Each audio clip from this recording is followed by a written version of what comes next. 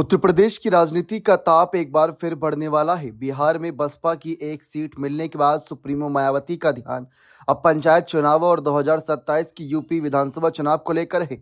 Baba Saheb doctor Bhimrao Ambedkar के परिनिर्वाण दिवस 6 दिसंबर को बहुजन समाज पार्टी सुप्रीमो मायावती नोएडा में एक विशाल रैली करने जा रही हैं।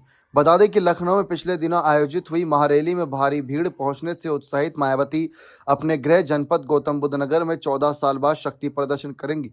इतना ही नहीं, मायावती 6 दिसंबर को होने वाली रैली में अपनी ताकत दिखाएंगी और विरोधियों को साफ साफ संदेश देंगी कि उनका कोर वोट बैंक आज भी उनके साथ है।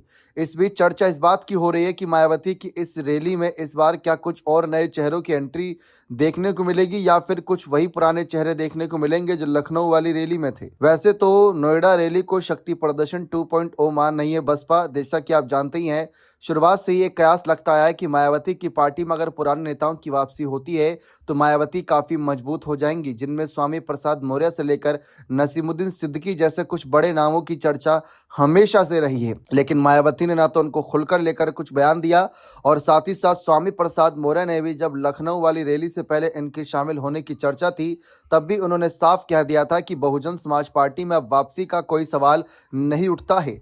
दूसरी तरफ मुस्लिम वोट बैंक को मजबूत करने के लिए बसपा के पास कौन से बड़े चेहरे, इस बात की भी चर्चा है। माना जा रहा है कि बिहार में जो एकमात्र बीएसपी का एक विधायक जीता है, फिर उसके जीत के बाद एआईएमआईएम का भी झंडा उसके पीछे लगा नजर आया था, यानी ओवैसी की पार्टी को लेकर भी उन्होंने बातें रखी थी। ठीक उसी तरीके से ओवैसी का साथ यहां पर लिया जा सकता है, लेकिन अभी तक तो ऐसा कोई राजनीतिक संदेश नहीं मिल रहा। दूसरी तरफ अखिलेश यादव के पीडीए फैक्टर को कमजोर करने की एक रणनीति रहेगी और चंद्रशेखर आजाद और स्वामी प्रसाद मौर्य जो समय समय पर एक साथ नजर आते हैं, उनको भी कमजोर करने की यहाँ पर ये कह सकते हैं मायावती की एक साजिश रहने वाली है। अब देखते हैं अपने इस चाल में मायावती क्या कामयाब होंगी, क्या अपना पुराना कैडर वोटर को मजबूत कर पाएंगी। अगर ऐसा कुछ होता है तो क्या इनके पुराने नेताओं की पार्टी में वापसी होगी या नहीं होगी, ये देखना भी बेहद दिलचस्प रहेगा। बने रहें चैनल के साथ। बहुत बहुत शुक्रिया।